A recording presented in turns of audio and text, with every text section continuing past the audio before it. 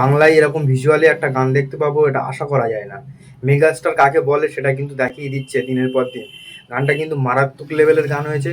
গানটা কিন্তু দেখতে যেমন লাগছে এবং গানটা কিন্তু শুনতেও তেমন লাগছে।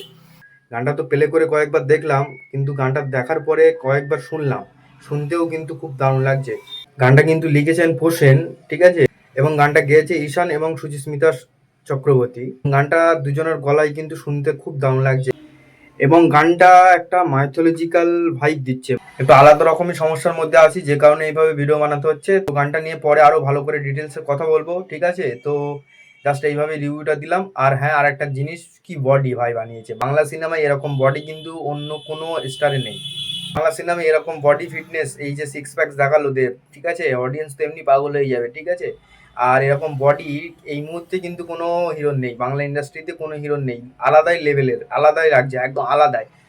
সত্যি বলছি, পুষিয়ে দেবে এই সিনেমাটা, পুষিয়ে দেবে বাংলা অডিয়েন্সকে। এই সিনেমাটা পুষিয়ে দেবে। পরে ডিটেলসে আরো কথা বলবো, এখন আপাতত এই পর্যন্ত, ঠিক আছে? সবাই ভালো থেকো, বাই বাই।